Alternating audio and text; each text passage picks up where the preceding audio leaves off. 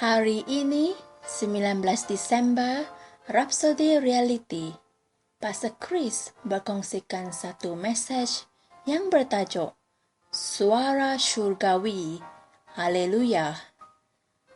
Ayat pembukaan kita dari Mazmur 1 ayat 1 hingga 2. Berbahagialah orang yang tidak berjalan mengikut nasihat orang fasik, dan tidak berdiri di jalan orang yang berdosa, dan tidak duduk dalam kumpulan pencemuh. Tetapi kegembiraannya adalah dalam Taurat Tuhan, dan dia merenung Taurat itu siang dan malam. Haleluya. Ramai orang boleh cuba untuk menasihatkan kamu dan bercakap dengan kamu tentang perkara-perkara tertentu dalam kehidupan. Namun kamu mesti berhati-hati dan cukup tajam untuk menolak setiap suara dan nasihat orang fasik. Kamu hanya perlu taat kepada suara roh, iaitu suara syurgawi. Haleluya. Itulah suara yang Musa dengar. Itulah suara yang Abraham dengar apabila Tuhan berfirman kepadanya, "Pergilah dari negerimu dan dari sanak saudaramu dan dari rumah bapamu ini ke negeri yang akan kutunjukkan kepadamu." Haleluya.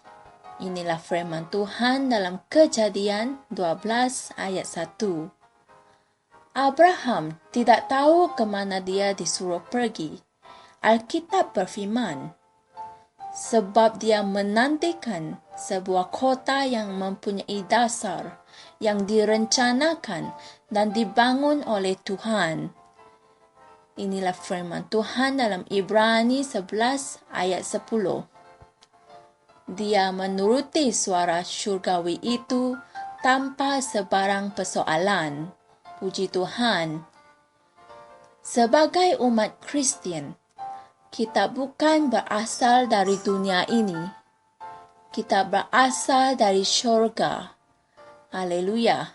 Dan sebab itu, kita mesti hidup sewajarnya. Ada berkat untuk orang yang menolak kaunseling atau nasihat yang fasik. Tetapi sedihnya, ramai orang yang tidak memahami perkara ini. Tidak heranlah mereka tidak berjalan dalam berkat Tuhan.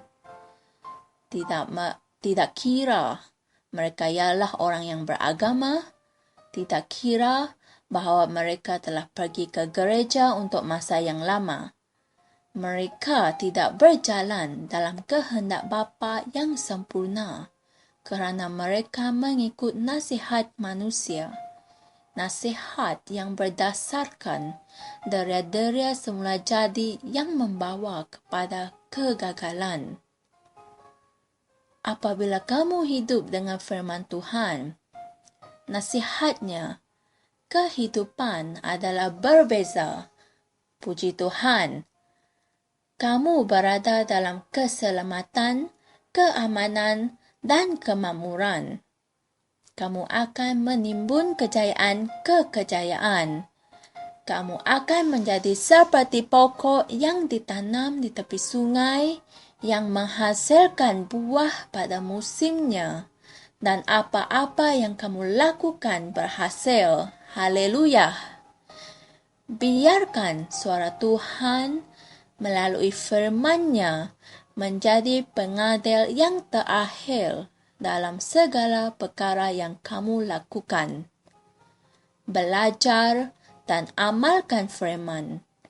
Seringkali nasihat yang kamu terima daripada firman mungkin bertentangan dengan kebijaksanaan semula jadi dan pemahaman. Namun itu sebab kerana kebodohan Tuhan itu adalah lebih bijaksana daripada manusia. Haleluya.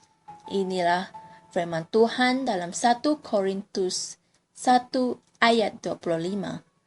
Tambahan pula, firman-Nya tidak pernah gagal. Puji Tuhan. Mari kita sama-sama berdoa. Firman-Mu ya Tuhan adalah sumber makananku, berkhasiat dan kegembiraanku. Dalam firman-Mu, aku telah menjumpai kehidupan. Kemajuan aku adalah jelas dan tersebar luas apabila aku merenung siang dan malam pada firman-Mu.